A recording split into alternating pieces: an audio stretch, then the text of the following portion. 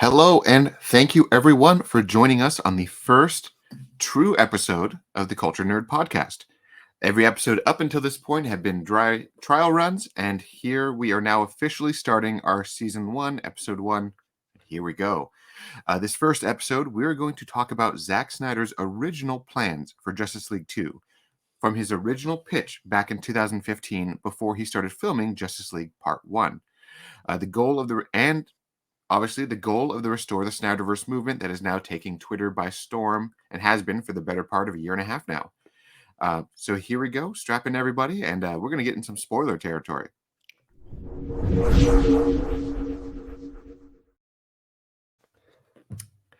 Hey, buddy. Good morning, beautiful. You look great. It's just like the old days. We have cereal. We should be watching cartoons, but instead we're talking Justice League 2. I mean, it's not too different from what we used to do as kids, but...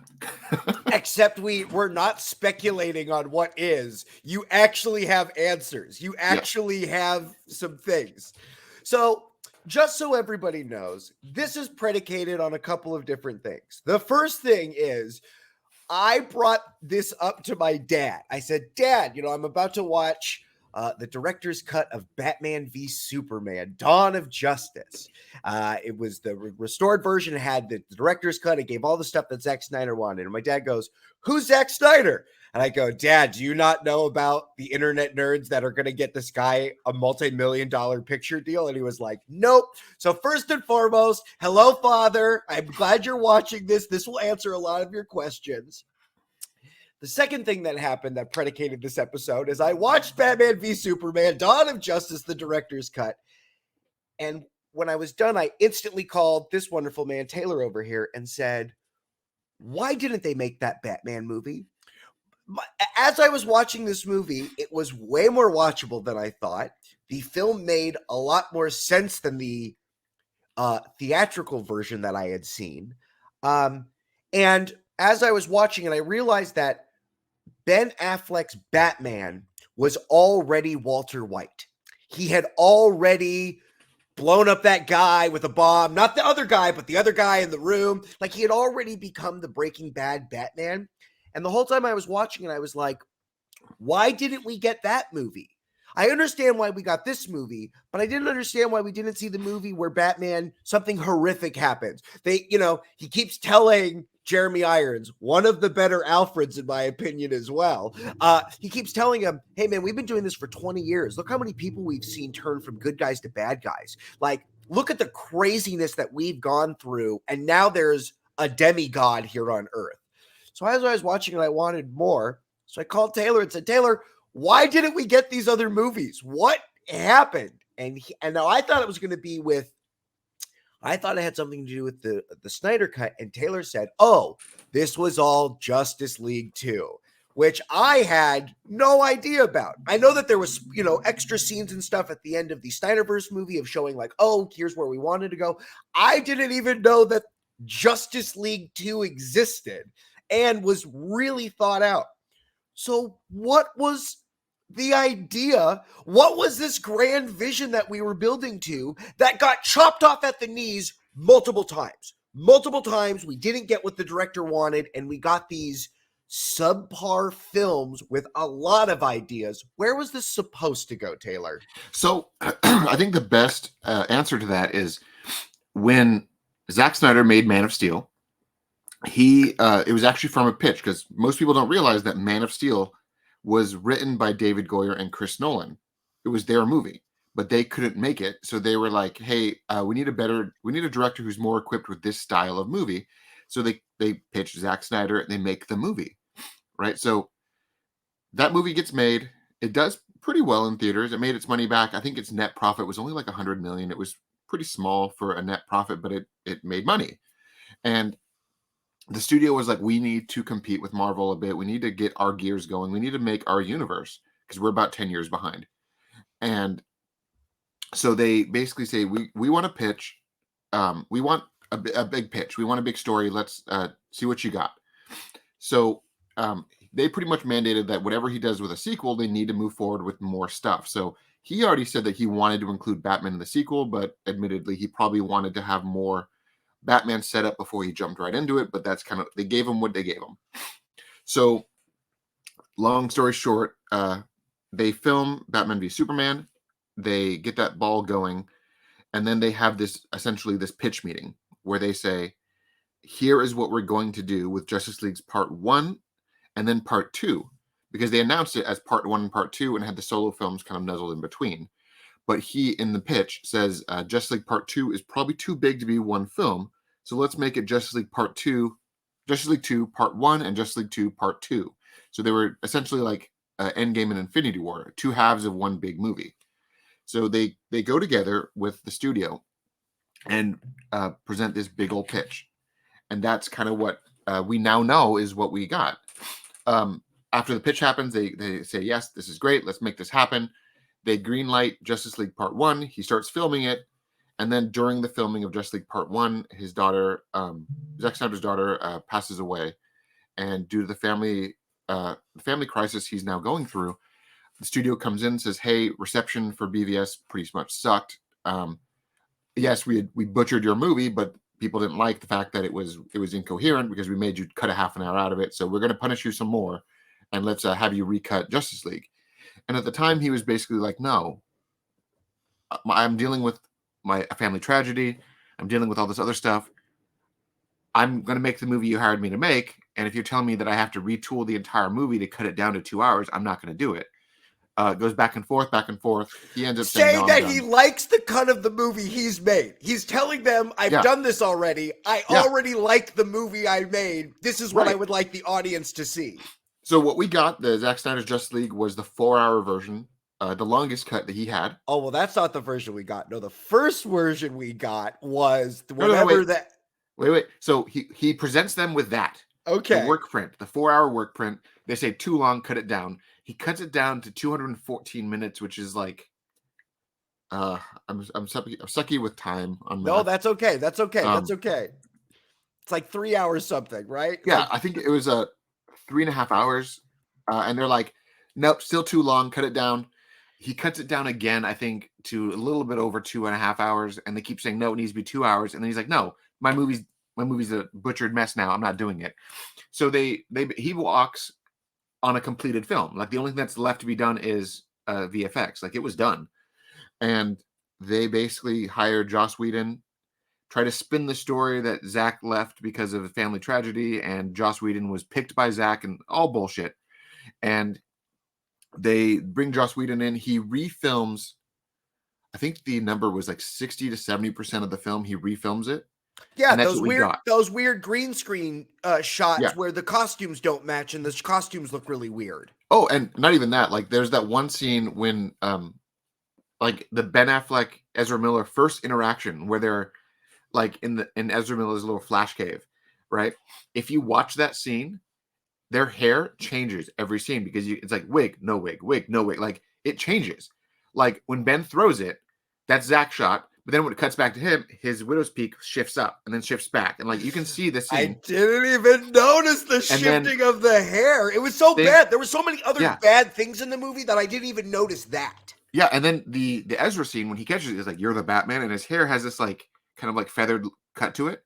And then he's like, and it cuts back, he's like, can I keep this? And his hair's like up here now, and it keeps cutting. It's bad. Like, okay, that's a wig. That's not a wig. Like, and you can see that they butchered and just like chopped all of Zack's stuff into it. So it was messy, right? That backfired. Clearly it failed. The movie just, I think after the reshoots, after the piss poor marketing and just the whole fan reaction, I think the movie's net profit was still like negative 20 million. Like it was bad. Yeah. Right? So they basically were like, no, just wipe it all away. Let's reset everything. Let's make different movies. And then they just kind of went from there. But ironically, if they would have let Zack put out his original movie in 2016, we would have been finished with his entire story 2.5 years ago.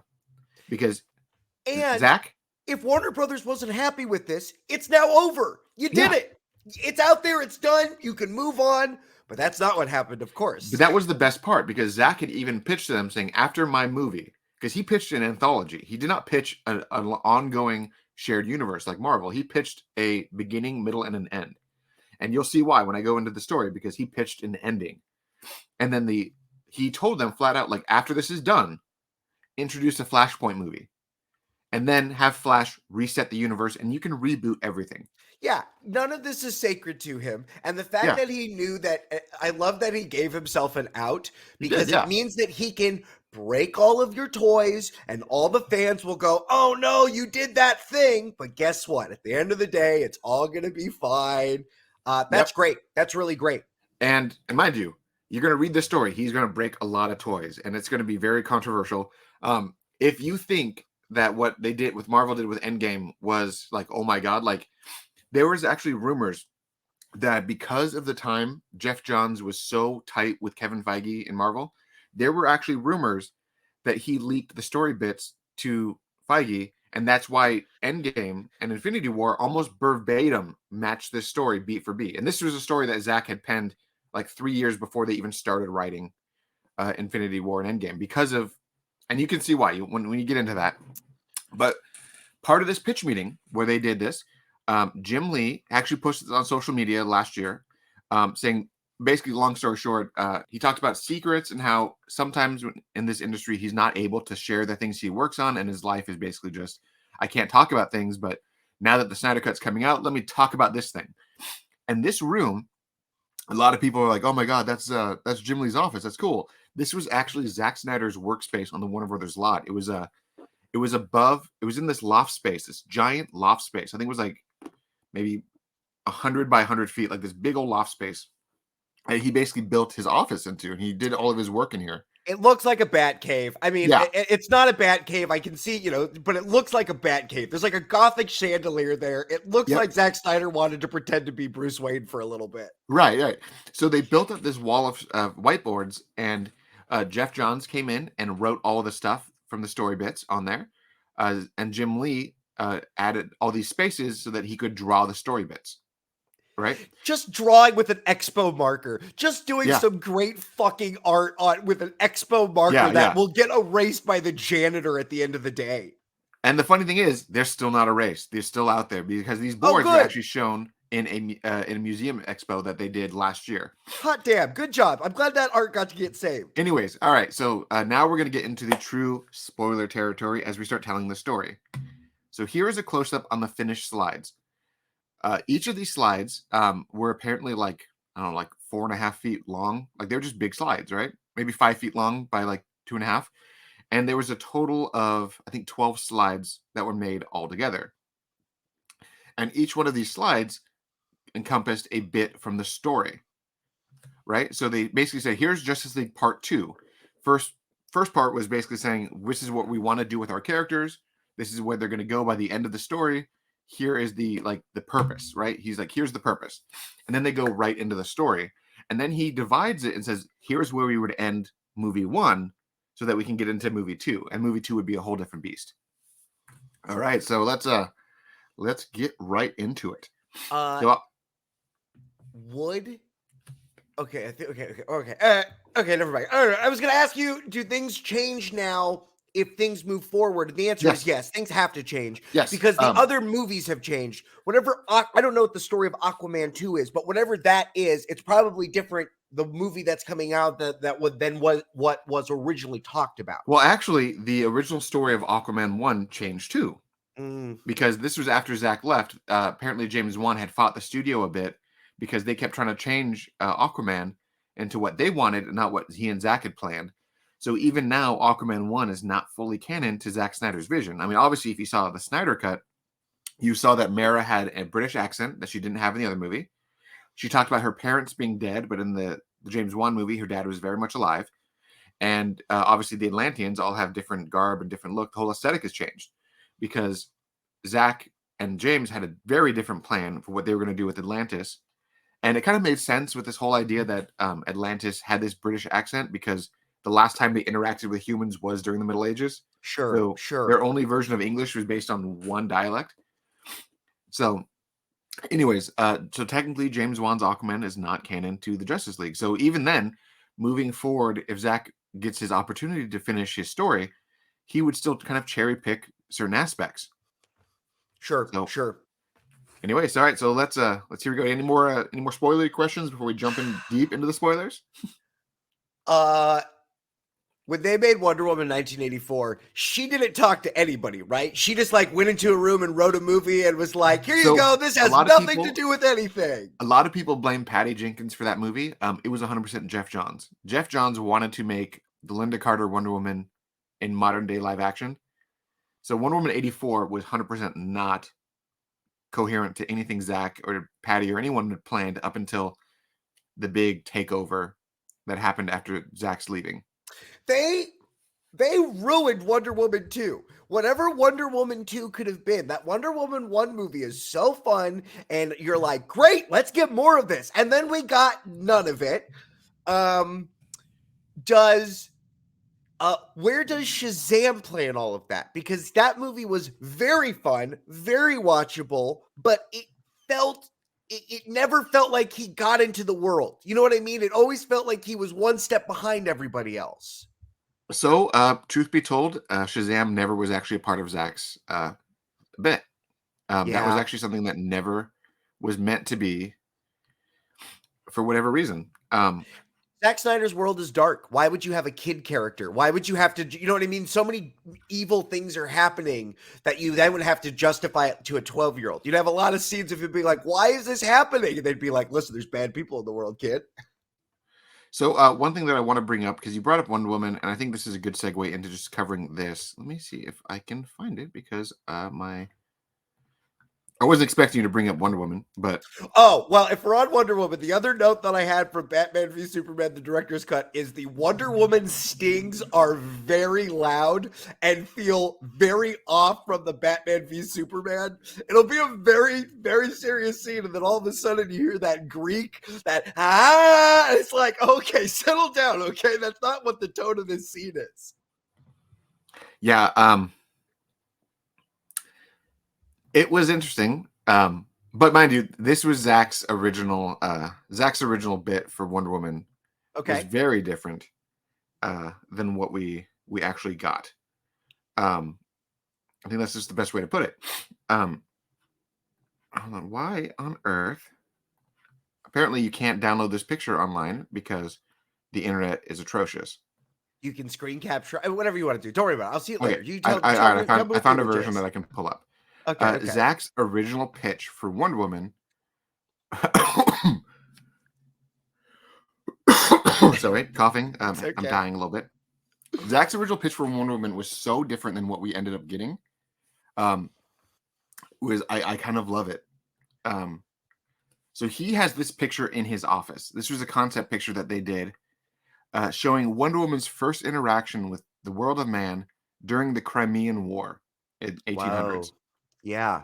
As you can see in the picture, Wonder Woman is holding heads of fallen soldiers as trophies because she's an Amazonian, and that's what they did back then. And she right? And she don't give no fucks about men, FYI. Yeah, but her team was even more diverse. I mean, you can see there's a samurai, there's an Apache, there's a Muslim warrior, there's an African warrior, a British soldier. It was very, very diverse because that was just how that war went. I like this. I like that concept picture so much more than all those white dudes that we got in. Yeah.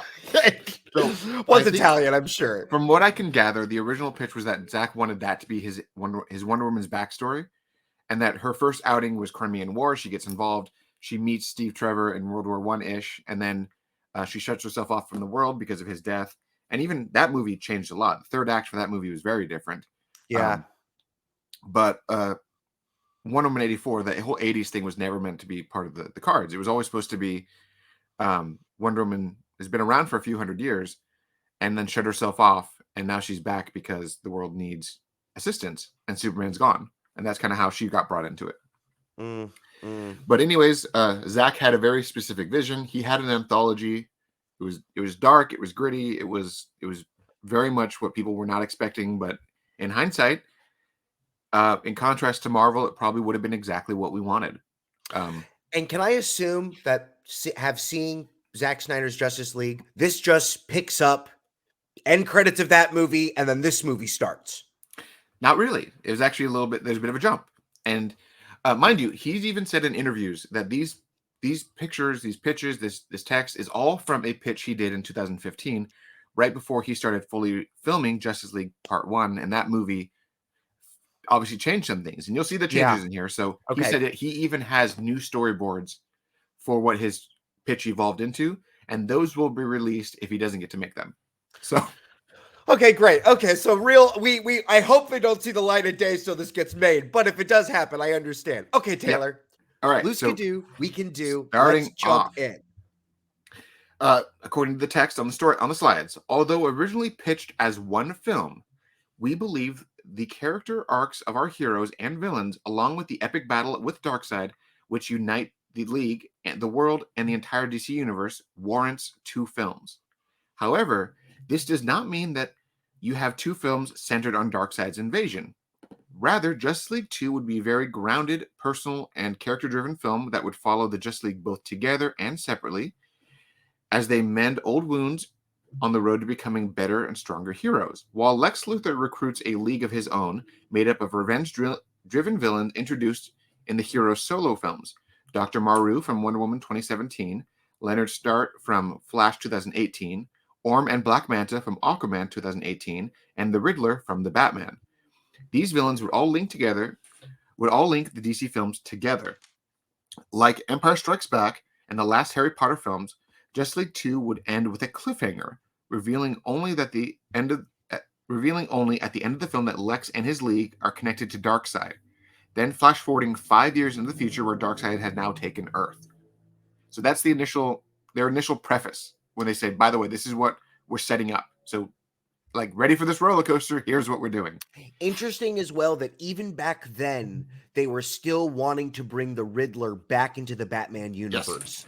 And mind you, he plays a huge role in this story. Well, I can see why it would have been a very different one than the Matt Reeves one that we got, but interesting that DC is like, no, this is a good way to get audiences back into the Batman. Yeah. What is the green triangle? What is that one? That's Aquaman. That's Aquaman. Oh, yeah. Okay, got it. That's the thing. Okay. All right, so the character arcs through Justice League Parts 2 and 2A.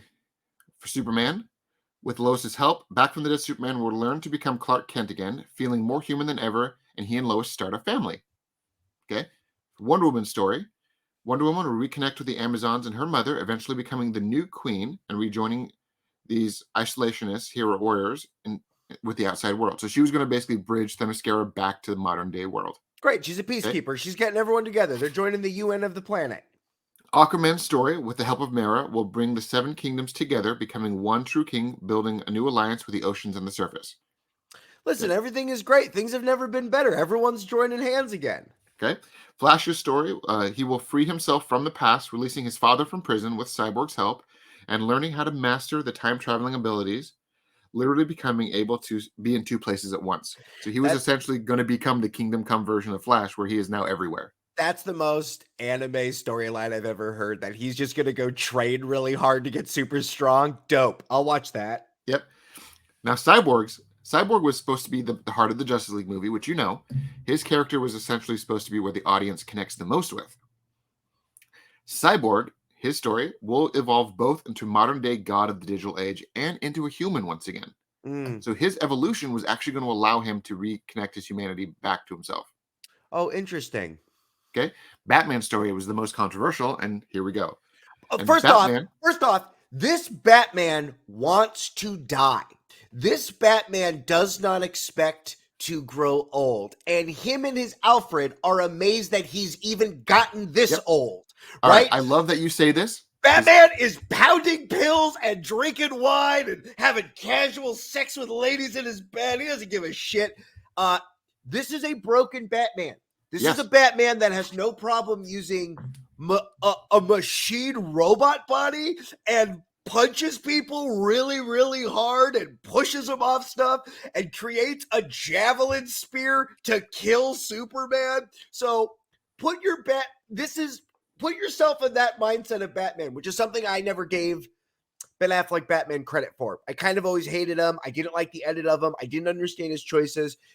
Now it's like, oh, he's already like, he's broken, and he will not only die for Gotham, he's going to die for the world. He is the person that is trying to represent mankind, because he's not a metahuman, which is another thing that got brought up a lot more that I felt was the first time in that shitty Justice League movie, when they open up the QuickTime files on Batman's computer and show you trailers of other movies, I was like, fuck this. But in the Batman v Superman, it's just this thing, and it's on his mind of like, oh shit, I got to deal with superheroes different than me. Okay. Thank you for my aside. So this grizzled Batman, what does he decide is going to happen? All right. So a little preface before we go into his statement of what his future is. Batman, Zack Snyder's Batman is remorseful, right? Bottom line. Yeah. He is now, thanks to what happened, thanks to the Martha scene that everyone reviled so much, Batman had realized that he himself had become the gun that had killed his parents. He had become everything that he had swore to protect the world against, and now his only way of fixing that was to dramatically shift. And he believes, in the end, the only way that he can truly atone for his actions was to die for the sake of justice. So Batman's story was that Batman does bad things. He has gone very far down the line. You know what I mean? He even tells Alfred's like, oh, you know, we're vigilantes, right? Like he says something like we're like private mercenaries. And he goes, yeah, we've never worked with, I'm above the law. Like he almost condemns mankind. Like I do not rule myself by these fucking politicians. I'm the Batman. Yeah. All right. So now finally into the thick of it. Into the thick of it. Don't do it. And Batman will ultimately sacrifice his life for these unlikely friends and the woman he loves, leaving behind a legacy that will truly never die.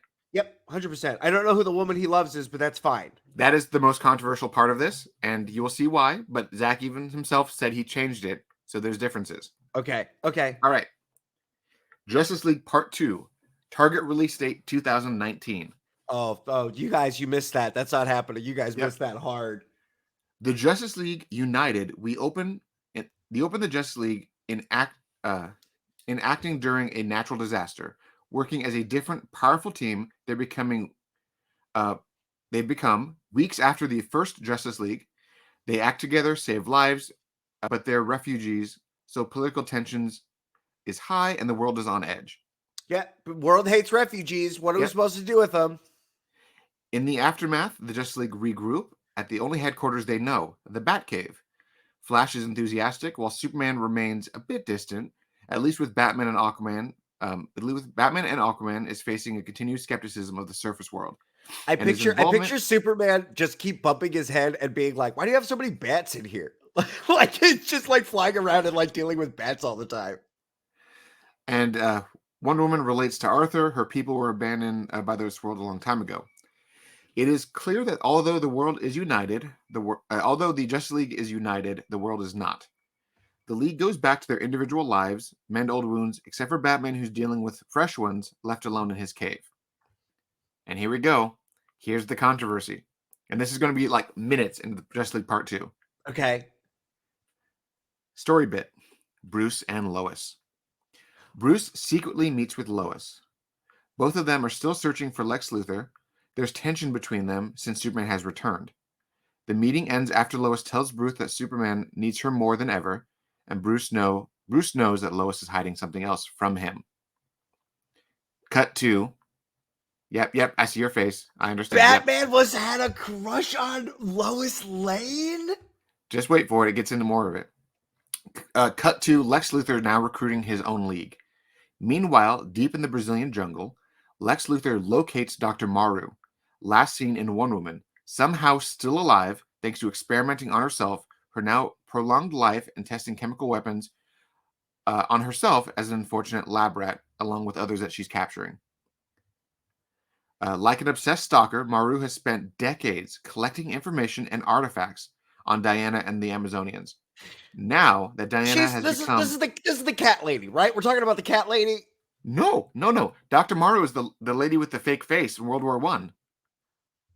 She's been alive for 80 plus years because she's prolonged her life with her poisons.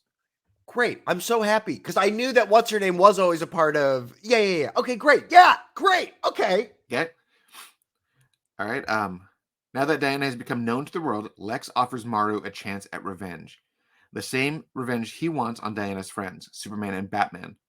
Yo, is Maru that Captain Cold? Yep, he was initially part of Flash's movie. Oh, that's fun. Yep. All right. Well, they were in prison at the end of Aquaman. Oh no, sorry, I skipped a bit. Sorry. Maru accepts. Lex smiles and says, "Then let us begin." In the desert, with Maru's help, Lex breaks Orm and Black Manta out of the desert prison, where they were then imprisoned at the end of Aquaman. So there was some changes. I hope I hope that's not like a big explosion they get out. I would love to see some super villains. I'd love to see these superheroes villains fuck up a bunch of guards. It was supposed to actually be Lex coming in, kind of like waltzing in himself, and Dr. Morrow just poisoning everybody and then just Great. walking in. Great. Right. And then finally, outside of Central City, in Iron Heights Penitentiary, Lex finds Leonard Snart, where he was left at the end of The Flash, and offers Leonard a chance to advance his own weaponry and take down the Flash with him. So he's like, "I've got LexCorp. I can give you better guns." It's a win-win. You're gonna have the best cold guns you've ever thought of. Yeah, Yep. I got it all for you. Intercut Lex and the villains with the Justice League returning to their lives. Okay, so then a kind of montage bit. Yeah. In Metropolis, Superman asks Lois where she was going to tell him what she was going to tell him. Sorry, and she says, "What do you tell me? Tell you what, Clark?" Superman looks at her and says, "I can hear the second heartbeat." Oh no, she's pregnant. Yep. So she Is it Batman's kid? Clark has been dead. The world believes that too. Superman mistakes Lois' hesitation for fear, and he says, "It won't hurt you," he says. At the Louvre in Paris, Diana and Penelope, which was another Amazonian who came to the world of man, who was supposed to be in Justice League but didn't end up turning that out. Sure. Intercut right here. This was the Amazonian who came to warn Diana about Steppenwolf. So originally, an Amazonian was supposed to come instead of the Arrow. Okay. But they changed that. Discover that there may be a way to remember the path back to Themyscira, but Diana must use the lasso of truth on herself to unlock her mind.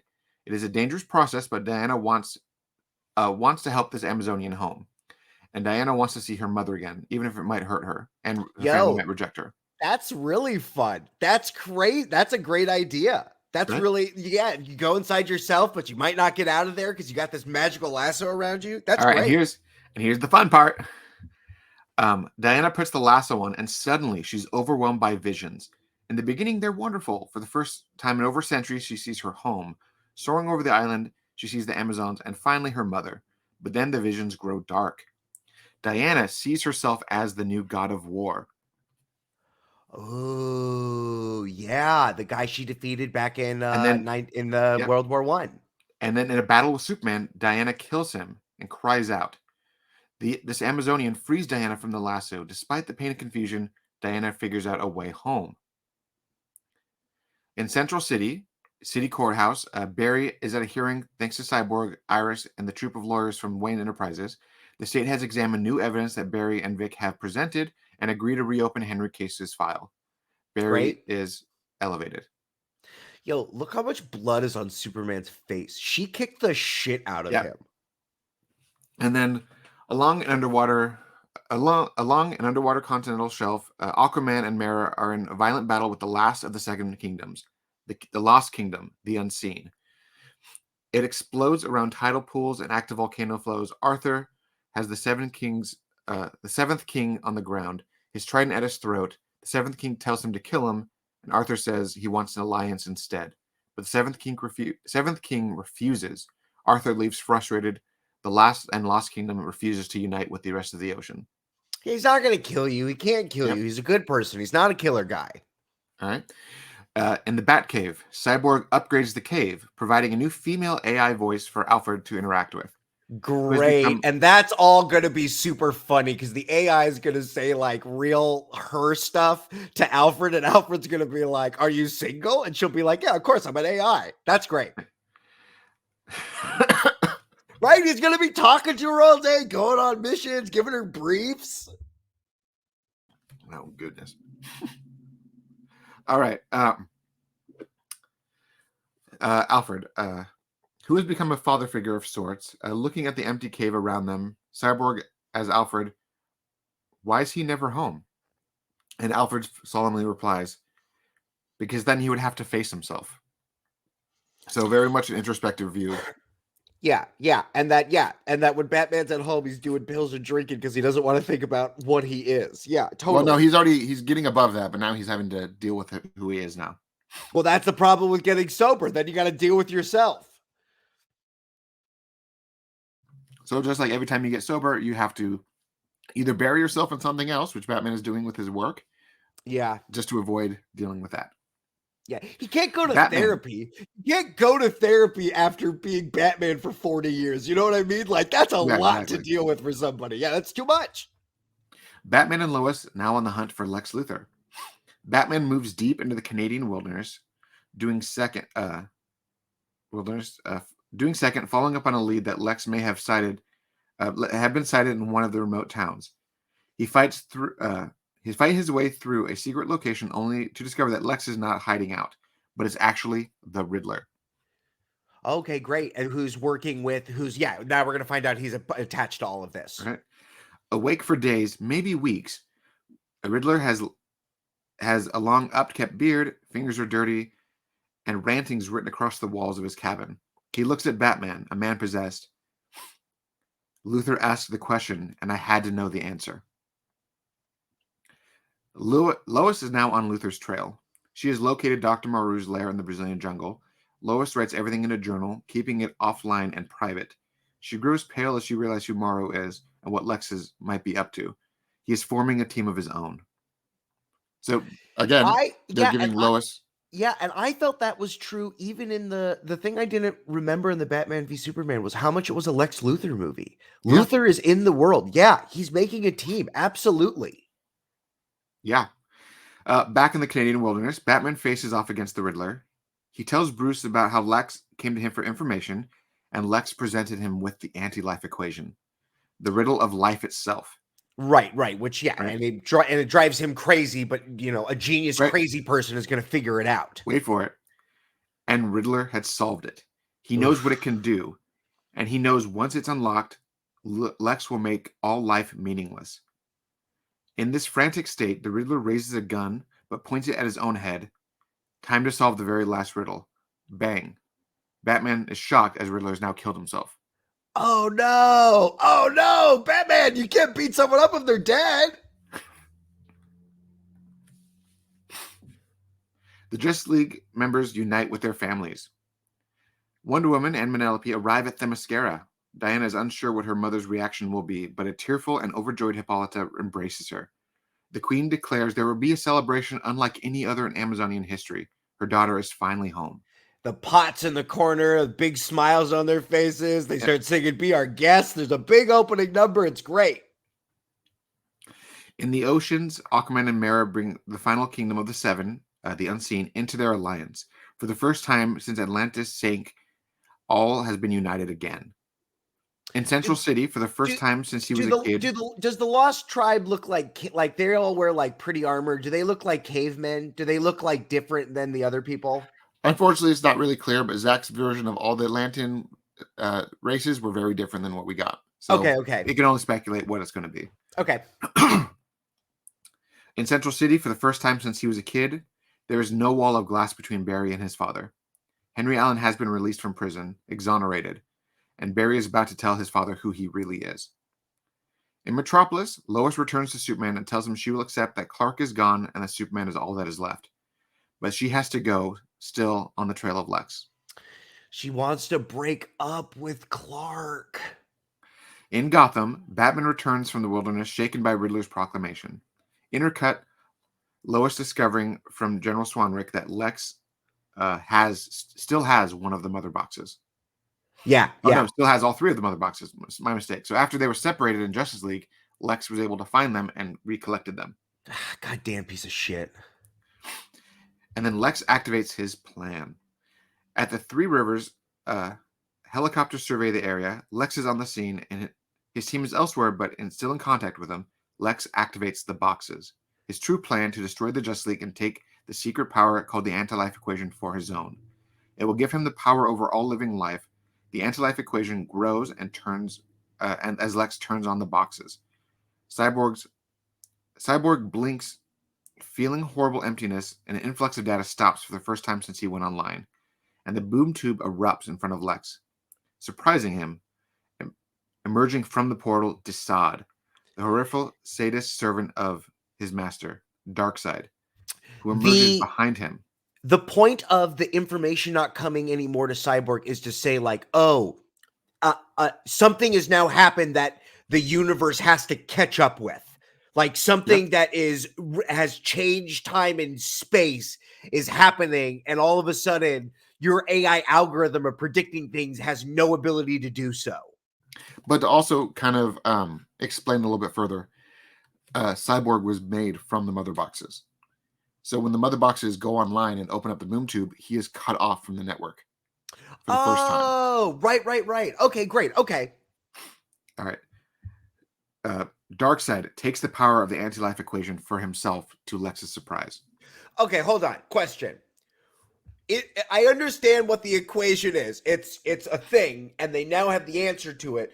But is it like on a thumb drive? Is it a tablet? How does he just give him a piece of paper with it on it? How does that, or is it just knowledge? So as you saw in Zack Snyder's Justice League, the anti-life equation was that giant symbol that encompassed the battlefield.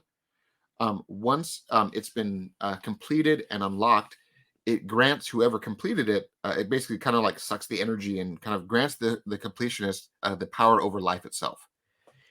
I'm getting very heavy vibes. Isn't that also what happened in Full Metal Alchemist, where they're going to sacrifice an entire town of people? And then they're going to open the eye to God and then suck the powers of God. No, see, Taylor, that's the anti-life equation. And once you go there, God asks you a question, and you go to that door. Yeah, and then Darkseid becomes an alchemist. Yeah. Anyways, all right. So Superman punches him in the face.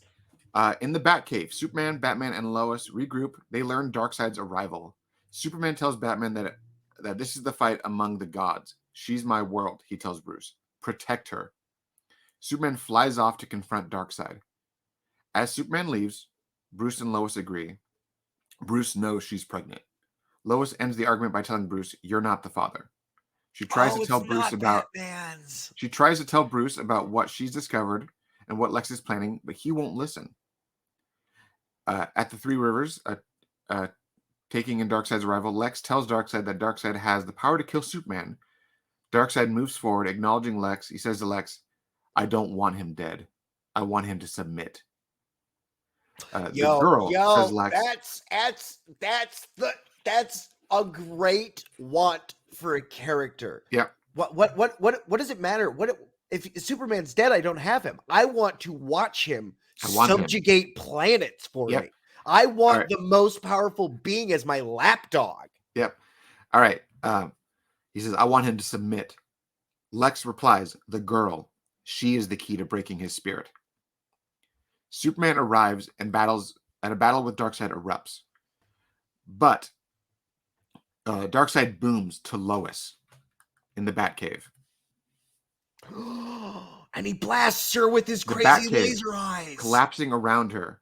Batman at his arrival, Bruce looks down at Darkseid and Lois from behind a glass wall from above in the computer room. Darkseid stares at Lois. Bruce is overwhelmed. What can he do? Superman flies at incredible speed to Gotham, arrives just in time to see Darkseid unleashing his Omega beams from his eyes, turning Lois to ash. Superman cries out. The sound shatters, grief-stricken. He moves to tears. He moves to tear Darkseid apart.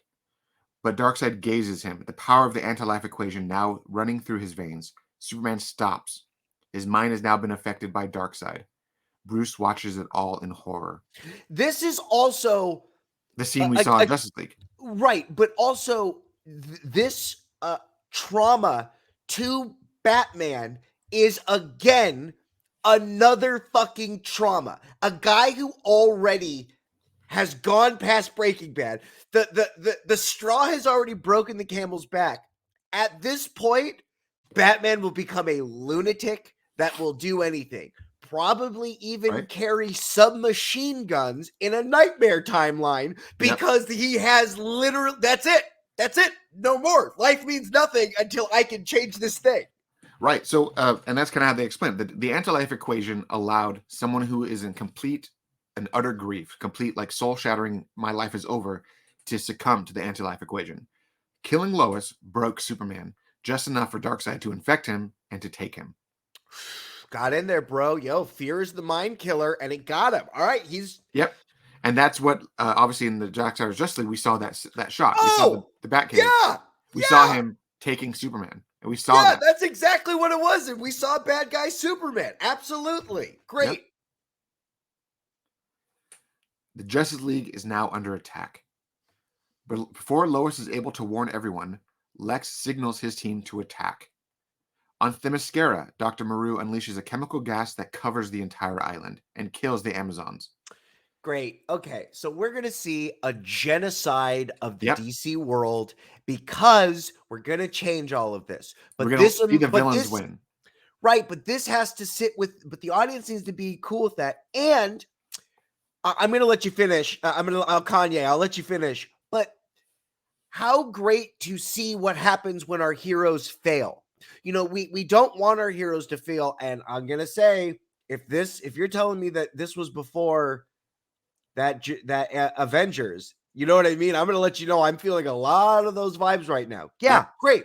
A gas attack, a horrific thing to see, but Zack shows horrific things happening to cities. Okay. Tell me about, and then we're gonna see some crazy shit happen to Atlantis. Oh no. Okay, ready for all right. So covering the island and kills the Amazons. Even Diana dies in her mother's arms, but Maru dies herself, sick and twisted, with a sick and twisted smile on her face as she's revealed her revenge. Wonder Woman dies? In Atlantis. What? Wonder Woman died? Yeah.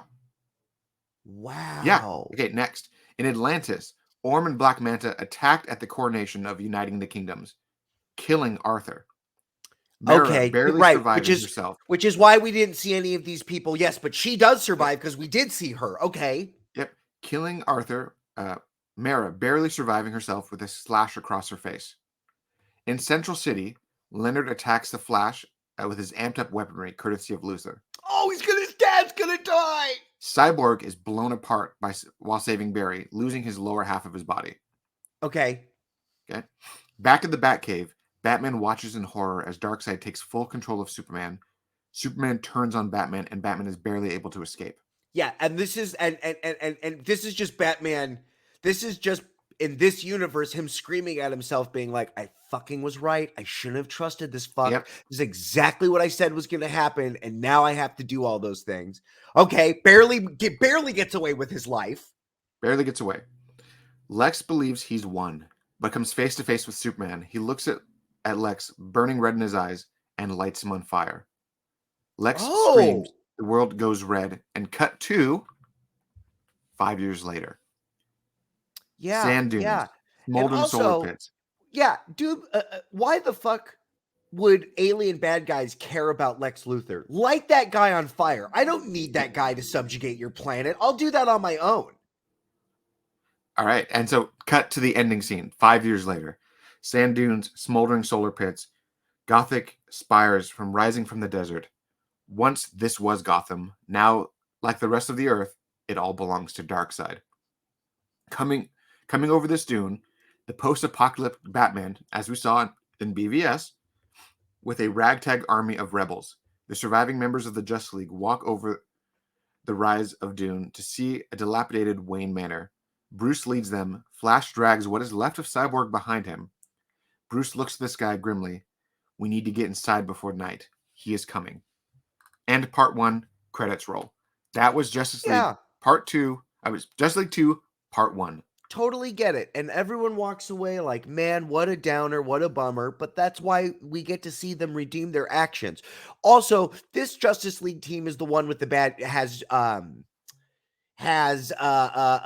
what is his name? I'm picturing Teen Titans. Slade? Yeah, it has. So this was, mind you, this was before they introduced Slade into the mix, because originally the bad guys for the Batman movie was supposed to involve like Riddler and stuff. But then eventually they introduced Deathstroke and said maybe it'd be better if we did Deathstroke hunting down Batman, and that's how that story went. So obviously things have changed, and this Nightmare team was supposed to also include supposed to include Joker and Deathstroke. So Wait, put me back on screen for a second. The implication there as well is that even in the most fucked up version of the Earth, the Joker has been able to kill him, is still alive. The Joker has run into Bugman and has been like, let me give you a reach around while I put a knife in your neck. Like, he has been able to get to this point as well. So, yeah, that's a crazy thing as well. Okay. Yep. So obviously you're seeing some of the changes, but that was the base outline for the first half. Part 2, Green Lantern arrives on Earth. Great. For the very first time, correct? Yep. Oh, this is one of them. Yeah. So this is Hal Jordan arriving. Got it. We open by introducing Green Lantern to the Justice League film universe. He's inside his ship, crashing to Earth, desperately trying to make contact with someone, anyone, but there's no response, only static across the entire planet. The ship crashes hard. Disoriented, the Lantern hears someone outside, opening the door, a silhouette of a figure. It's Batman. Opening on the Earth 5 years later, as seen at the end of the first half, parademons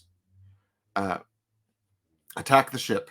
Batman is now defending the Lantern. Then an unexpected ally assists Batman, Deadshot, coming from behind, firing at the parademons. In this post-Darkseid world, Deadshot is teamed up with the Dark Knight himself. Then they're quickly joined by the Flash. Batman barks at the Flash to stay out of the fight. Barry is too important to the mission to risk getting hurt. Flash saves Batman, cocky but soon very overwhelmed by the parademons. Flash is almost killed, but Lantern saves him. An iconic friendship between the two is now just beginning. Lantern looks across the Earth, analyzing it with his ring. He explains to them who he was and what the Green Lantern Corps is, or rather was. How he came here looking for his partner from Earth who's been missing and presumed dead. Like most of the Lanterns, Darkseid's army is paving their way across the entire universe. Got it. So even the Green Lantern Corps wants the universe to get reset because they also have had terrible losses on their end. Yeah. So Hal Jordan comes back to Earth looking for John Stewart, who is now presumed missing. Okay. In the sky, the Big Dipper constellation is now missing. Missing 2 stars. And Batman says that's all the stars. That's all the stars will go out because of what's happened to Earth. So the sun is setting. Batman says they need to move.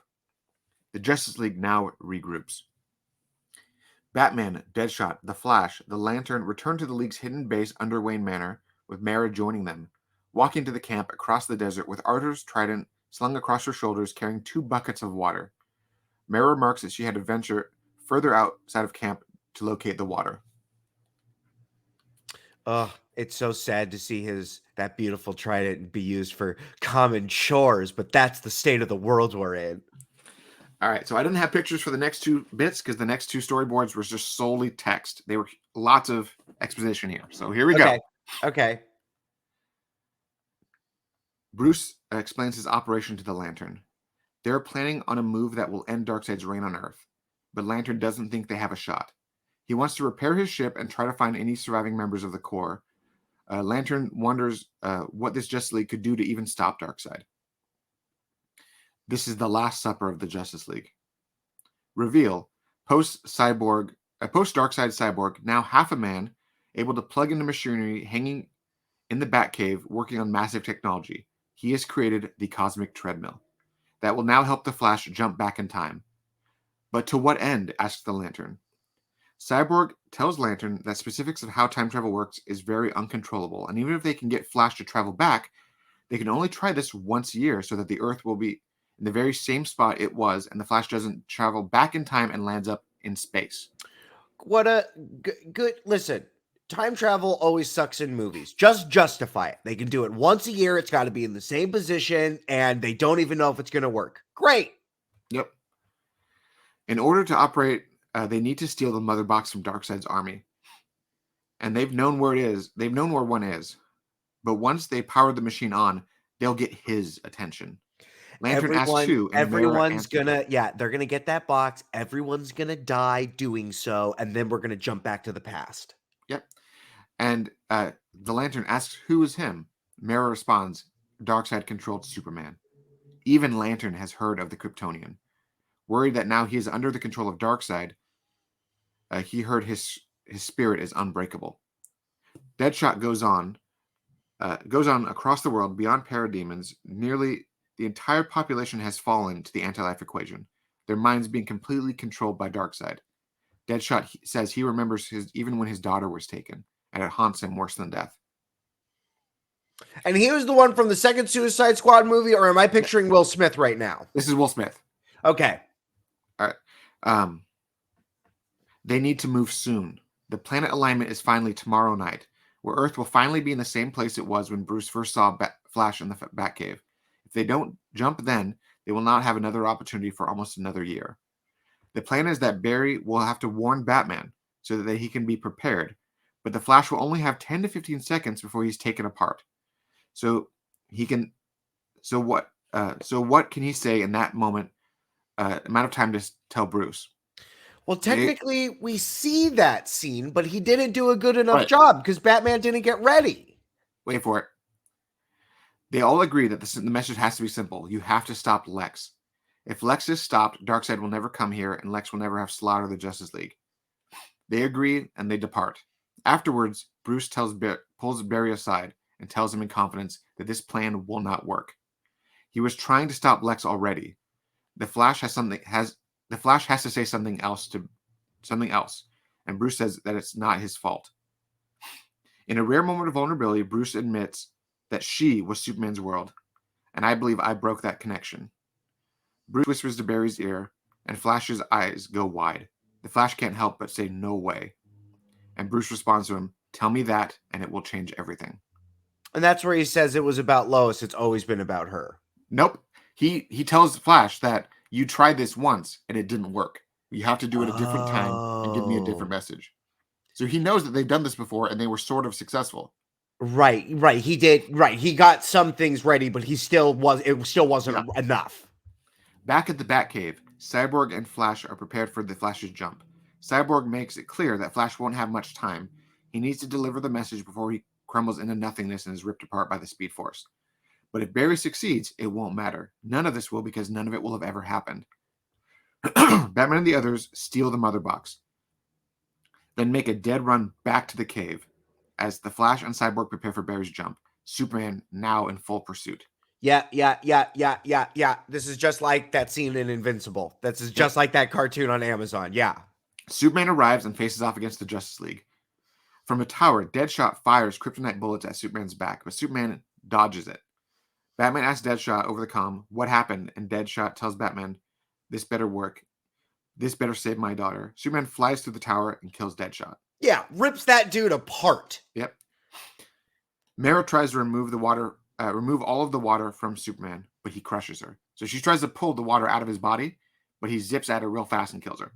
Okay. In the movie, I would have him freeze that water with his breath and then shoot icicle spears into her, and she dies. Green Lantern fires his ring at Superman, but then Superman sends corrupted heat vision into the ring, and the ring explodes, taking Lantern's arm off.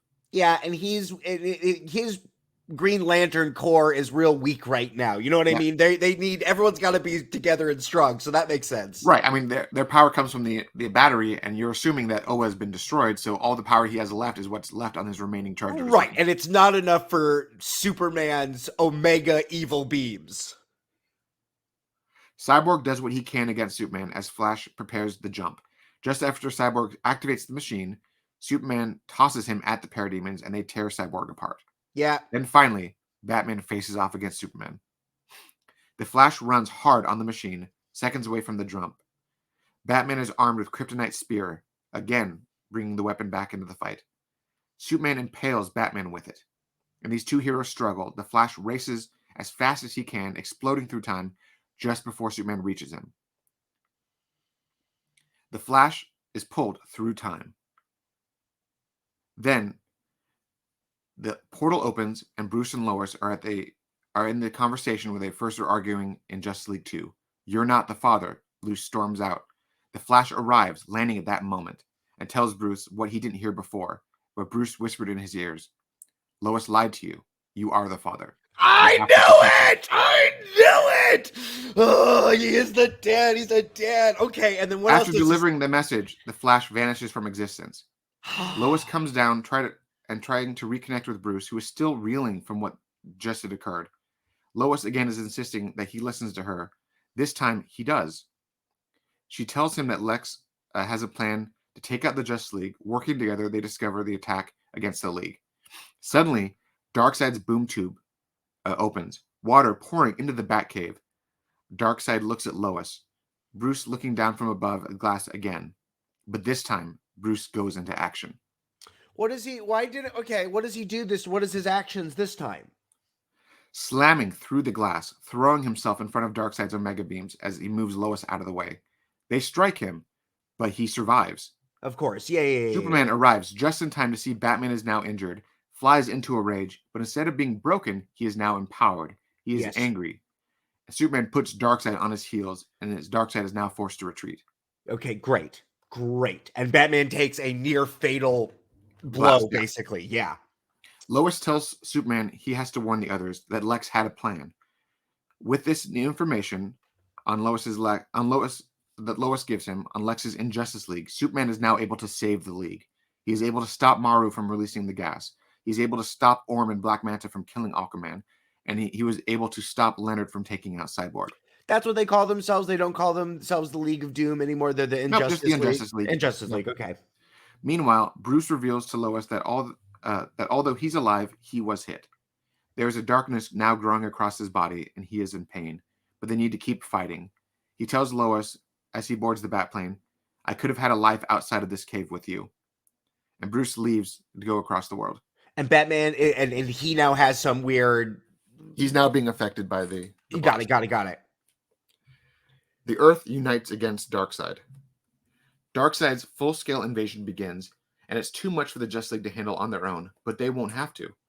Led by an inspired Superman, the countries of the world come together, the armies, the Air Force, the navies. Wonder Woman and her mother lead the Amazonians off Themyscira to join in the war.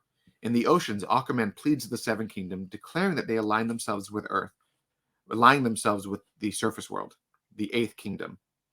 That they must be allies, not enemies. The Seven Kingdoms rise up to join the Amazons and the surface.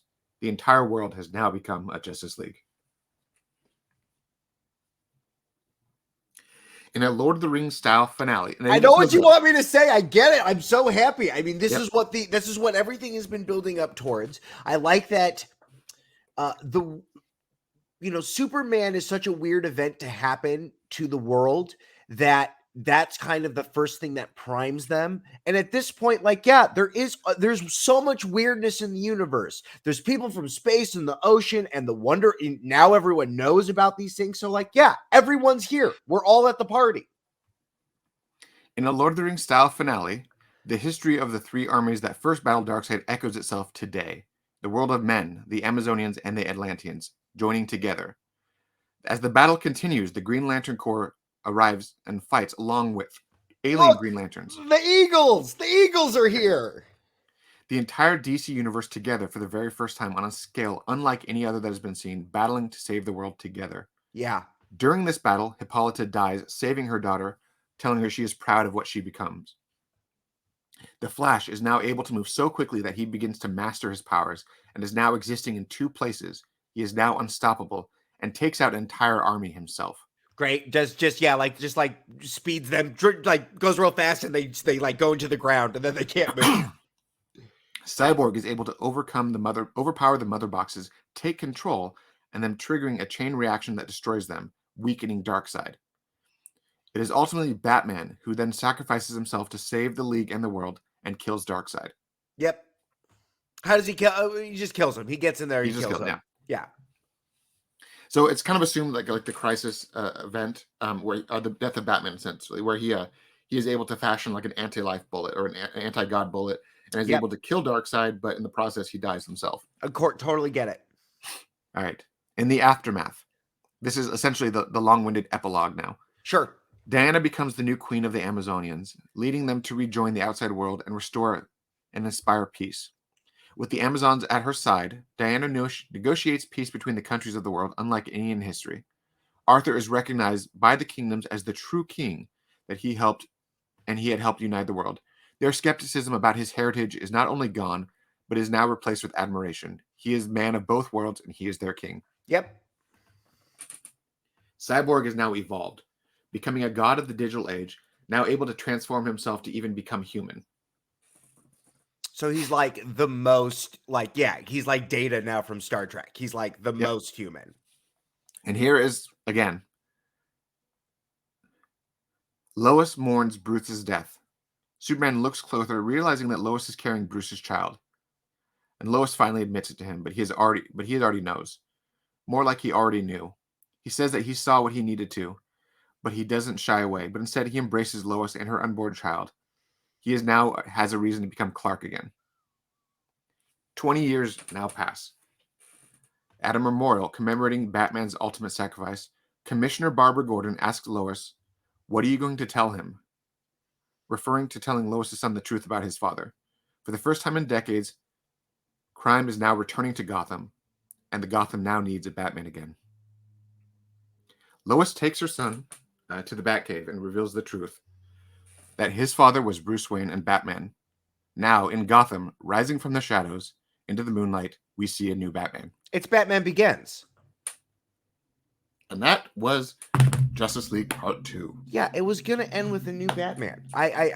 Yeah, and we wanted a new Batman. That was the reason why you cannot like this Ben Affleck Batman, because they're of the choices. But then we get another new Batman who's just gonna have all of the toys of this broken Batman, and that's Batman Beyond. Jonathan Bruce Kent, raised by Superman, born of Batman. Wait, what was his name? Jonathan Bruce Kent. Bruce Kent. Who's where does Jonathan come from? Or that's just he's Jonathan. Papa Kent. Jonathan Kent. Jonathan. Yeah, and it's always kind of just in the comics, Superman's son was named Jonathan Kent. That was always just the thing. But that was what Zack had planned for Justice League Part 2. That was the whole thing. That was what we were supposed to have gotten 2 years ago. And unfortunately, we're not getting that. And if we get a Justice League 2, it's probably now has to be, it could be 4 hours, but it has to be one story, correct? Possibly. Okay. So now we're going to get into what the Restore the Snyderverse campaign has been doing ever since we got Zack Snyder's Justice League. Right off the bat, they have asked the studio again and again that they need to restore it. They need to give us that story. And the parts of the story that are kind of vital are Batman's Batman movie, which we now know, unlike the original pitch, was not supposed to be a Batman versus Riddler. It's now supposed to be Batman versus Deathstroke. Right. Right? And is this the movie that Ben Affleck wants to direct? That was the one that they wanted him to direct. He actually never really wanted to direct it. He was okay with starring in it. He was okay with helping write it, but writing, producing, starring, directing, that was all a bit too much. And after what they did to Zack Snyder with Justice League, he wanted out. He walked out. Also, they made him get so ripped. You know what I mean? Like that I saw he was hitting the tire with the thing. I was like, man, what did they do to your body? That's so much to do to a body. Okay. But from what we know about that original story, this story was actually going to cause some ripples. They basically described it like the game with Michael Douglas. Like, yeah, Deathstroke was going to release members of Arkham. He was going to kind of create chaos, and in the process, he was going to kidnap Alfred and murder Alfred before Batman's face. Yes. And say, yeah. And the goal was that Deathstroke wanted to get revenge because Deathstroke now blames Batman for the death of his son, but it wasn't actually Batman's doing. This version of Deathstroke's backstory is a little bit different. He was not meant to be a metahuman. He wasn't meant to be enhanced. He was meant to be a member of the League of Shadows, a League of Assassins. He was courted by Talia al Ghul to get revenge. So there was going to be a lot of changes there, but a lot of stuff. He was going to be just master at his craft and just absolutely insane. Yeah, basically another Batman. The equation for Batman is all of these things plus a fucking shit ton of training. Right, another Batman's going to come fight Batman. Yeah. And essentially, at the end of the movie, Batman was going to basically be like, "You've taken Alfred from me. You've taken these people from me, but I have to be better." And he spares his life, and then that's kind of why we see Deathstroke in just the Nightmare timeline, is because despite what happened, he realizes that this guy can be an asset and needs him at the end of the world. Right. So, and then the Ayer cut. The original cut for Suicide Squad was vastly different. Fans It have been was clamoring for this. supposed to be darker, was a It much was supposed different to actually tone. be linear. You didn't have this Oh, weird dossier sequence where they kind of explain everyone's backstories. You actually had this long intro where you see Enchantress get made. that movie has like three intros. There's like three Yep. introductions of the characters, and it feels so weird because Yep. by the third time, you're like, why are we introducing these people again? I've been watching the movie. Yeah, exactly. Um, and it would have made more sense if they had it edited the original way, where the pacing would have made more sense. Because by the time you see them reintroduced, it's like, okay, we just spent an hour learning all this backstory. Okay, now we're going to see what's going on. Right. So that original story, the one that was pitched by David Ayer, he says that the original film was filmed, but even then, it's kind of up to debate whether or not it was actually completed to the initial pitch or not, because Sure. originally he was actually supposed to tie into Justice League.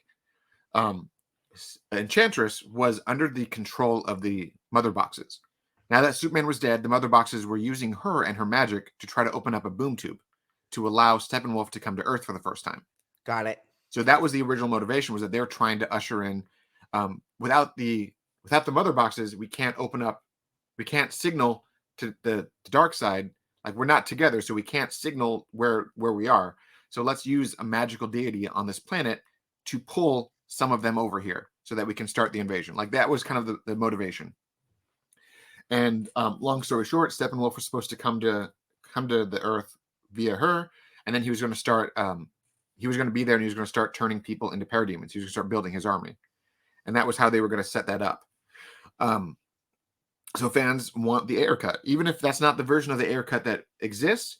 We know that the initial Ayer cut had more Joker, it had more linear story, it had more differences than what we got, and it was supposed to be longer, darker, and more coherent. Does it have to? Do you think that it will be? I mean, at this point, do you think that they would even go back and do reshoots, or do you think that maybe we Oh, they would don't need see to. this in an animation form? They don't need to, actually, because David Ayer even said that his original cut is done. It's edited, it's scored, it has everything. He even said there was no pop music in his original one. It was all just orchestra music, like kind of like Zach's, like just. Yeah. But he had it ready. He presented it. They said it was too long. They asked him to recut it, and he recut a few different versions of it. And then after Comic-Con, when they had that one like colorful, happy trailer, the studio came in and said, "We want you to recut the whole movie that way." So there were so many different cuts of this movie. Yeah. But his original cut does exist, and it could be finished very quickly and very easily. So as of today, April 2nd, where does all of this stand? Are there do schedules line up? You know, there's a whole slate of other DC movies that are done, correct? Like, they've been done. And everything that you've just told me makes me really afraid that those movies have now maybe been edited 2 or 3 times from what Yeah. they were originally supposed to be. Yeah. So where is all of this at? Are they kind of waiting to see how those movies do, or are they going to greenlit this? So it comes down to this. As you know, in the past, I've had the pleasure to be a part of interviews with Deborah Snyder, with Zack Snyder, with a few other handful of people. And one of my conversations that I had with Deborah Snyder, Zack Snyder's wife and producer for a lot of these movies. Producer means gets the money, handles all the crazy part of getting a movie made. There is so much on her shoulders to allow her husband to go play with his amazing toys on screen. Yeah. So in the interview that we had, the kind of the offhanded comment that she made to us was that when Wonder Woman 84 kept getting delayed, she mentioned that she and Zack were working with a director to go back and fix her movie back to what she wanted it to be before the studio changed everything. So even the cut we had of Wonder Woman 84 was not the cut they were trying to give us in theaters. It was the cut that they actually went back and changed some stuff and made it less campy, which is just insane to me. That's so crazy, because that movie is very campy. So to kind of touch base on what you said, it still happens, but Discovery has now been approved. They have bought Warner Brothers. They're going to be rebranding themselves Warner Brothers Discovery. It's going to go into effect in a few weeks. And from what we now know, David Zaslav is going to be running the show with a new board primarily composed of Discovery executives, and all of the executives that are listed from the AT&T side that are replacing the current board, none of them are the people that are currently in charge. So it's kind of assumed that the people that are currently in charge, the people that have been causing the last 5 years of crap from Warner Brothers and all of this mess, they're going to be gone. A couple things resonate with me. One, I can't believe how big these companies are. I can't believe that Discovery, which is crazy to think of, like, give me the channel that plays Mythbusters, was able to buy this. Yeah. I hope that they are receptive to this audience that is out there that really wants some version of this, because at the end of the day, if we're talking about subscriptions, people knowing that this is coming and maybe sprinkling some of these things along the way are going to get people to your platform. And if they want to Yeah. be the home of DC, they got to provide some DC content. And this seems like, there's a lot of people that want this to be a thing. I hope that it lines up. Unfortunately, we can't get that story now, right? It has to change. It has to be something different at this point. It has to change. One of the things that came about, and this was kind of a bit of a frustrating bit. Admittedly, I was told some conflicting information back in the day, right around the time that Justice League, the Snyder Cut, was finally revealed to be coming out. HBO was pretty keen on expanding this world. They were talking about, they spitballed some ideas to make like spin-off shows, like, hey, there's that old Cyborg movie that never got made. Let's adapt that into a miniseries. Hey, there's that Batman story. Let's adapt that into a miniseries. Right. And I was told from one contact that these things were all supposed to be happening. And then another contact came in and said, oh, they're definitely happening, and kind of like, and turned out to be kind of hogwash. That was all nonsense. Okay. We now know that Ben was approached for a miniseries, but he declined because he didn't want to tread the same territory that happened the last time, with the studio overdoing it. And honestly, even when Zack was finishing Zack Snyder's Justice League, they micromanaged the crap out of Zack, and that even caused Zack to almost walk away from redoing it. It also sounds like what Matt Reeves just went through with Yeah. that proposed Gotham show, that I'm sure they were all over him, like, yeah, do you want to do this show? You should do this show. And he was like, it's going to be something different. It's not going to be what we originally thought it was. Yeah. So we now know that the Ben Affleck stuff was real, but he did pass on it because of the studio involvement. What we do know, the facts are that when Zaslav first announced that he was going to be like the new guy taking over, he made some offhand comments that he was going around and meeting with old directors and old writers and old producers, all these old talent, is what he said. The old talent that was unfortunately had issues with the current management that left. People like Chris Nolan, people like kind of just in general, like people that were mistreated by the current studio. Discovery wants to pay for the next. The next movie's Oppenheimer, but whatever. It's like they want him back for the one after that. What do you want to do next? We'll give you the money. So it was kind of implied that, I mean, obviously to fans, Zack Snyder's at the top of that list, and underneath Zack Snyder is Ben Affleck, people that were kind of wronged by the studio. So it's kind of implied that Discovery's trying to make amends, trying to fix things, and if that happened, awesome. There's also been some new rumors going around, obviously with the announcement that Discovery wants to focus a lot on streaming more so than the theater experience. We know that there's some rumors, things that I've heard personally and things that have also made their way online, that Zack was approached by Discovery, or not really by Discovery, he was approached by studio executives to ask him what the possibility would be to make this Justice League Part 2 a reality. Some of the things that allegedly in this rumor was complete autonomy from the studio, so you can't mess around with my product. I put out what I put out, etc. He needs all of the actors back. He would not do the project without the actors. Like if they tell him to recast Ray Fisher for Cyborg, he's not going to come back. It's like all or nothing. Simple as that. That's very kind. Not kind.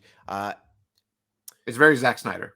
It's a huge respect to his cast, and the fact that he's bringing them along and that they are part of this project speaks. That's a really great thing, because It's Hollywood. We'll put a CG face on you, make you look like whatever we want you to look like. Yep. You know what I mean? We're So gonna CG that mustache off your face and Yep. look like you had, yeah. my mustache. But no, and that was the rumor that they approached him, they asked him what he wanted, and then the rumor kind of expands a little bit, saying that the studio asked the cast if they would be willing to come back for Zack.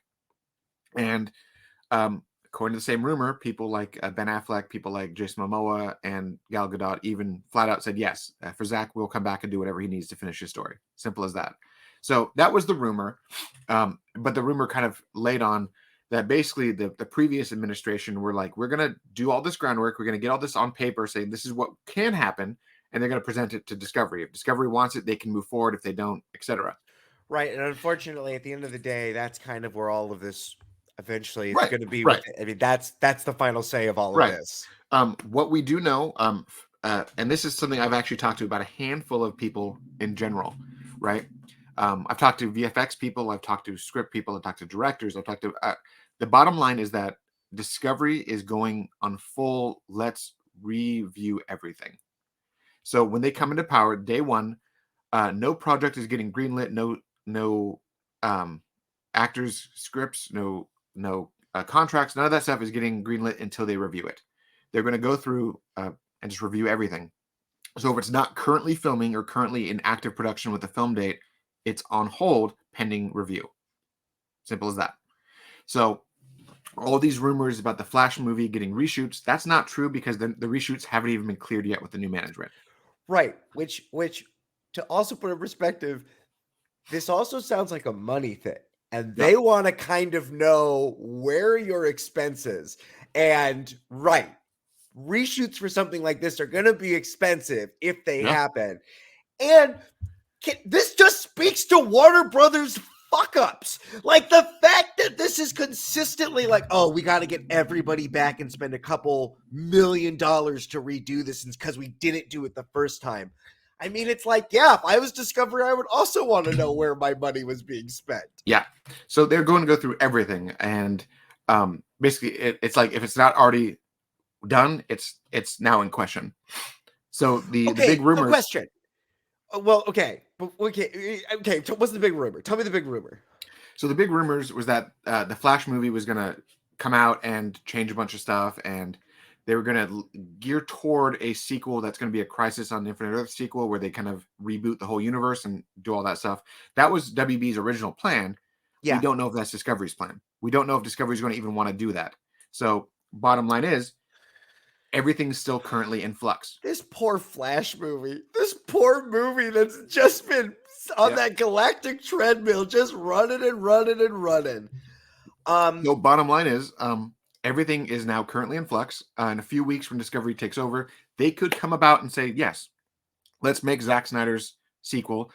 Let's make it as a miniseries. Let's give him 8 to 10 hour-long episodes on HBO Max, and let's let him finish his story. And then he could do that. He could do this in 8 hours. He could do more than this in 8 hours. He could do this story in 4 hours, and then have 4 hours of backstory. Like, we could see the Crimean War if we wanted to. We could see Batman's and Robin. We could see all that stuff in flashback form in this miniseries if Zack gets it. If it's a real thing and it gets greenlit, I'm a little scared for Zack Snyder to have a Robin because FYI, Zack Snyder's going to kill that Robin. Right, we will get a Jason Todd Robin, and he will be killed and be broken in half, and we will see Bruce Wayne lose his shit. No, okay, so what we know from the actual, from Zack Snyder's own interviews and other stuff was that this Robin that died was Dick Grayson, not Jason Todd. Okay. He was killed by the Joker, and he was burned. He was beaten with a crowbar and all that stuff, kind of like the Jason Todd death. But he died in Wayne Manor. Joker burned him in Wayne Manor. Wayne Manor is destroyed because Joker killed Robin and left his body there, and then lit the building on fire.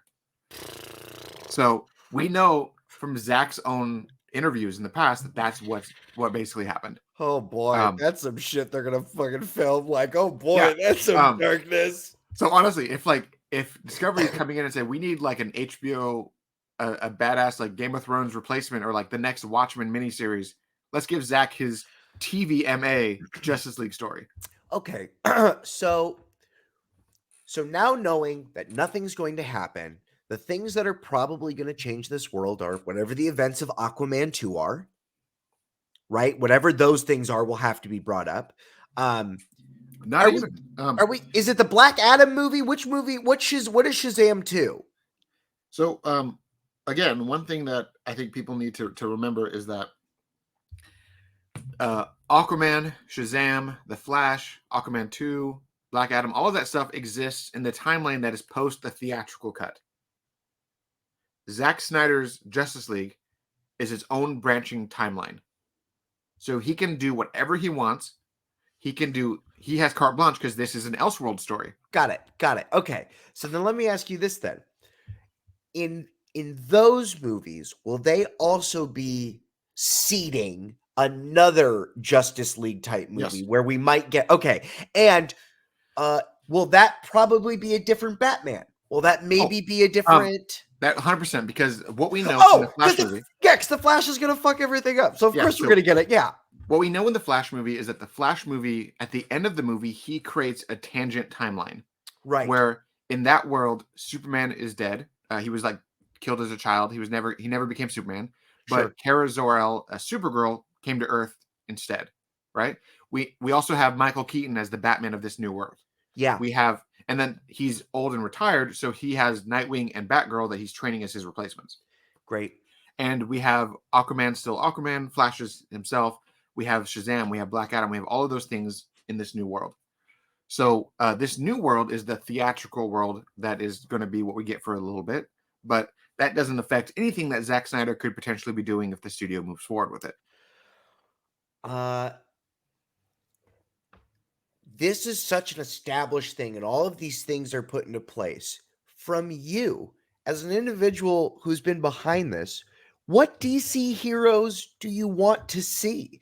I really like that in this other world that we didn't get, the Lanterns came in there, which is a huge part of this, and this really gives them that pomp and circumstance. Are there any DC people that it's a travesty we haven't had on film yet? Pretty much the entirety of like Justice League Dark. I want to see Etrigan. I want to see like a cinematic Swamp Thing. I want to see a cinematic John Constantine. I want to see. And what's funny? What's funny about Constantine is that Keanu Reeves has said, "Oh, I'll play that part again." Yeah. Which, listen, I know that people have issues with that Constantine movie. You should go back and watch it. There's some real fun stuff in there, and if they want to plug him into this, I bet he would be down for it. He would 100%. He'd be like, "I get to be with all these people, and I get to be John again. Okay, cool." And he doesn't have to carry the whole Constantine world. He can have other people coming in there and doing magic and doing other things, and he can just do his own dark shit. Yeah. But I think at the end of the day, the previous administration, the people that were like Ann Sarnoff, Toby Emmerich, and those people, they did not want Zack's story to continue. They only gave us Zack Snyder's Justice League as a way to shut the fans up, and then they made the fans even louder because fans that weren't even part of the movement saw Zack Snyder's Justice League and said, "Holy crap, that movie was amazing. Where's the sequel?" I'm in that camp because I was that first Justice League movie is so terrible, that Joss Whedon version. And when I watched this, I was like, "Oh, there's a vision, there's a tone, there is some bonkers, gorgeous stuff in that movie," and it all of a sudden put a lot of things in context for me. Yeah. A lot of things in context. And it makes me sad that these, in this time of a million streaming services, that these directors do not have final cuts over their movies. Yeah. The tweets that are coming out from the guy who just did the Northman movie, who is like, "Oh, I don't know if I'll ever do a movie this big again because I hate fighting these fights with the studio." Mm-hmm. And it makes me so sad because it's like, listen, if we're playing with time travel and resetting of timelines, let them do this stuff and then we'll fix it later on, or we'll do something else. Like, allow for these visions to come out. And, what's funny is Marvel really did succeed in that. In those two Avengers movies, there is that, there's that failure moment. And then you get that big, wonderful cinematic universe where, we get to see everyone run with the football. But it took that much time to set that up. And it makes me sad that consistently they are cutting people down at the knees. And I'm going to tell you who this is hurting, Because at the end of the day, this doesn't hurt you who knows all of this stuff and is involved with this. This hurts your dad and your coworkers who, when the next Flash movies comes out, they go, I don't want to see that shit. Those movies are all shit. And it's like, well, no, they're not really. See, you don't understand. See, a boardroom in Los Angeles, a guy didn't get his latte and he was real angry. Like, it's so frustrating that this puts such a bad taste because not all these Marvel movies are good, but every time you hear a new Marvel movie's coming out, there's a number of people that go, oh, I'll see it no matter what it is. Whatever, I'll see it. I'll watch it. Absolutely. Even though Shang-Chi's not as good as some of the other ones, even though Black Widow movie is real weird. Case in point, Captain Marvel was a crap movie, but it made $1 billion because people knew it was leading up to Endgame. And that was and that's the last of that coasting on it. You know what I mean? They brought Sam Raimi back in. They're trying to up their game again. But I have faith in that one, to be honest. I think but it makes me sad that DC leaves such a oh, they're bad movies. Or here's the other problem. It's almost like fighting video games where I know I'm not going to buy the first one because I know another one's going to be coming out. Unfortunately, it feels like, oh, the theatrical version of whatever this movie is going to be shit. But in 9 months, when the director's cut come out, people are really going to like it. And that's also something that I don't like that. I don't like that you told me a slew of movies coming out and it didn't really budge the needle. You sold me on The Flash. I'm going to go see the Flash movie now. But on those other movies, it didn't push me. And it's like, man, that sucks. It sucks that I'm waiting for the director's cut on HBO Max, which I love, but it sucks that I can't trust that initial version of it. I think what it comes down to is that kind of at the end of the day, I mean, it's kind of like what Discovery is saying, is that they understand that there's a limitation with theaters. They understand the limitation with the whole theater thing. And COVID has essentially ruined the theater experience for everybody.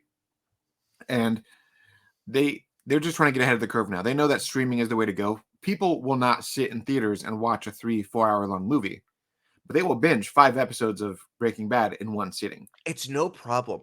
I can pause it. I can pee as much as I want. I can eat as many nut snacks as I want to. It's a completely different experience than a theater. But the theater experience is still a thing. And maybe it just becomes more niche. Maybe it becomes more of an smaller audience. I think it eventually is going to go that route where the theater is going to be like where the director's cuts go, the film festivals, the art festival. Like that's where that's going to end up going just because of the availability and the content. Like Marvel's Moon Knight came out a couple of days ago. Yep. And my wife was watching it with me. She loved it. I loved it. And then when it ended, she's like, wait, this was an episode? There's how many more of these? I'm like, 5 more episodes. And she's like, oh, this is so much better than having to see it in theaters and wait for the sequel. Like I'm down for this. Yeah. And that's kind of where the market's going. I mean, yeah, some of the CGI on the Marvel shows haven't been the best, but it's still better than waiting 3 years between sequels. Like we're now getting another Thor movie, and the last Thor movie came out, 3.5 years ago? Yeah. Well, I what's funny is we kind of get 2 Thor movies, right? Because isn't Thor a big part of Guardians 3? Which no, Guardians actually the other way around. The Guardians are going to be in Thor 4, and then they're going to segue into Guardians 3. Okay, which also is Guardians 3. I saw some tweets. I believe they are ramping people up, right? They're going to start showing footage, and that's going to be happening very soon. Yeah, and it's supposed to be like James Gunn's last movie. He said this is the last time we're going to see these cast members, so he's been implying that he's going to kill a few of them off, and it's going to be really emotional. He should. Yeah, the Guardians team in the comic book is very varied, and lots of people come on and off of that crew. Yeah. So I think that's fine. I also think some of those actors want out of the MCU. Yep. And I think we've digressed a bit. I mean, saying we have. I apologize. Well, that's the normal show. Listen, this is a very special episode 1. Usually we'll be talking about the nerd stuff week to week. Yeah, finish up, Tay. So anyways, bottom line, I think if Zack's movies have a future, they have a future as a miniseries, and if HBO sees their value, they'll foot the bill, and they'll give it to us as an Elseworld story where he finishes his story, and then fans can be appeased with that story, and then whatever the theatrical stuff does, they can do, and then Discovery's obviously going to change a bunch of stuff going forward. They could introduce a new rebooted universe, and then just fans will just be whatever because we got Zack's finished story. So yeah. Yeah, I'm totally down with seeing Zack Snyder's Game of Thrones with his Justice League characters, with the budget to tell all of these stories. And I'm also excited to know that we're not lumped into this world, that all of these things can be true and we can have couple Batmans and we can do it. Because, you know, not a part of any of this conversation, Matt Reeves just made a banger of a Batman movie. And I would Yeah. like to see that team of people make another Batman movie. Yeah. So, And the thing is that the Batman 2 hasn't even been greenlit yet because Discovery has to do it. That's why we haven't got the announcement, because Discovery has wow. to greenlit it, which is insane to me. I, do you know anything about Dune? Can we talk about Dune? Is Dune 2 is gonna happen, but is that Oh, also gonna be subject for review? it was already greenlit before. They greenlit it, and they promised the director he'll get his second half, and they already like put the money aside. So that's already happening. Okay. So that one's safe. But that was kind of before the talks really finished up, and then that's why Batman is in limbo right now. But it won't be in limbo. People are going to see I, more of it. I was about to say, let Batman be in limbo and we'll pretend like another one's not gonna happen. Yeah, Yeah. that's fun. Yeah. That's a fun thing that we can pretend about. But on that same note, I mean, Discovery is kind of leaning full into the multiverse. From what we understand, is that they don't care about the whole Bat embargo. They don't care about there can only be one Superman. There can only be one, because we now, if you believe some of the scoopers on the Twitter sphere, some of these very credible people with inside information, they said in the next 5 years we're going to have 4 different Dick Graysons on film. Yeah. I mean, on the physical media. I mean, we're going to get Dick Grayson on the CW in the new Gotham Knights show. We're going to get Dick Grayson on the Titan show. We're going to get Dick Grayson in the Batman universe, because he's apparently on the cards for a sequel at some point. And we're going to get a Dick Grayson in the Filmverse with Michael Keaton's Batman. So we're going to get 4 Nightwings. I like that we're bringing in all of these variations because we get 4 different like choreography teams and we Yeah. get different Yeah. kung fu and stuff. And I'm also excited that we're normalizing the name Dick again. My grandfather was Richard. My grandma always called him Dick. I want more Dicks in the world. I wanted to get away from what it was. Let's bring the name Dick back. Dick Grayson, 2024. Let's go. But anyways, the whole point is that the multiverse, now that the multiverse concept is being more widespread and more mainstream, and you can kind of thank Marvel for their constant competition with DC. Or Sony. Do you think Sony is the I one think that Sony like, had a huge factor in it. isn't it crazy that animated movie is what was like, oh yeah, there's multiple Spider-Mans and you're going to love all of them. I'm like, yes, I do. Yes, I do. Let me eat my Yeah. popcorn and watch this. And now Spider-Man. we got the Multiverse of Madness coming out in a couple months, and we know that thanks to like Disney Plus and Loki, we know variants are a thing. So I think the wide audience, once they fully accepted that there can be more than one version of one thing, they won't care if there's 5 Batmans on film at the same time. They'll be like, okay, cool. I like that Batman. I'll watch that one. Or I like that one too. He's not as good, but I like that one. Like, at the end of the day, I think the goal is that we have these versions of our characters, and thanks to this concept of the multiverse, we can like any one of them. We can simultaneously love Michael Keaton's Batman and Robert Pattinson's Batman. We could also love Ben Affleck and Val Kilmer and George Clooney and Adam West, because they're all great Batmans in their own regard. Doesn't mean any one of them could ever interchange to others' films, but they were all great Batmen. And once the fans and the wide audience can accept that, they can do a lot of stuff with it. Well, I'll let you know that I feel a little bit more hopeful that these things are going to happen. This is what I think, and not that food for thought. I think Discovery knows that they have a lot to work with, and they have a really big partnership with DC, and I don't think they're going to squander that, which I'm very happy for. But it also sounds like who knows what's going to happen, and unfortunately, we're going to have to wait a hot minute before the rumor mills get started again. I think it's going to happen, but I don't think we actually know what's going to be coming out, and that's a pretty cool spot to be in. No, and I'll say this again, because I get a lot of these Q&As, I get a lot of DMs on social media. The bottom line is anyone who says they know what's going on doesn't, because the big dark horse of the situation is Discovery coming in. They have made quiet comments, they've made quiet requests, and people know what those requests are, but none of that could be real. So we don't know what they're actually going to do until they take over.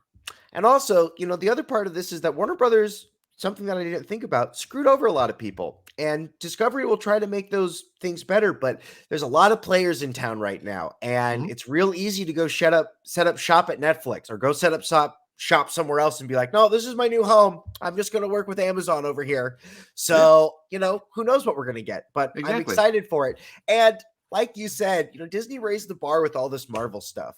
And I can't believe that we were very superhero-y and then it was real technological. We are very the Marvel universe is all just magic right now, which is crazy because I always think of magic as being DC. I always think of the DC magic stuff. Yeah. So, okay. So who knows? We'll see if Barry Allen can change the future. Who knows what's going to happen? All right. Well, I think we're going to wrap it there. I loved this conversation. I want to throw up some acknowledgments real fast. This is the team that brought us those storyboards. The people who initially Zack Snyder, Jeff Johns, Jim Lee did the actual original ones. The photos were given to us by accidentally Dan. All the exhibit photos, stuff that I wasn't able to bring up because of time.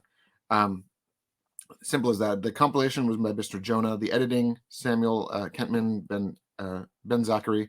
Mariano Chico was the one who did all the coloring and the re-art, which was fantastic. It was all compiled by DC Planet. Daily Planet DC, a website that put this all together, which was just beautiful. And I want to thank them for their involvement in getting me this stuff. I asked them for the text list versions they just were like, yeah, here you go. And just without questions, they sent it to me. It was wonderful. Again, thank you to everyone who supports us on Patreon. I'm Taylor Murphy. This is Michael Santel. I'm Michael Santel. We are the hosts. Our Patreon supporters, Wesley and Oscar. Thank you again, everyone. We will be doing this every other week now. We'll have some new content out for you. Michael and I will be here week after next. We'll have some other content in between that point for the people who want to stay up to date on the channel. So thank you again, everyone, and have yourself a beautiful weekend. Have yourself a beautiful weekend or whatever day of the week it is. Take care of yourselves. Eat breakfasts. Drink lots of water. And we'll see you nerds next time. Peace.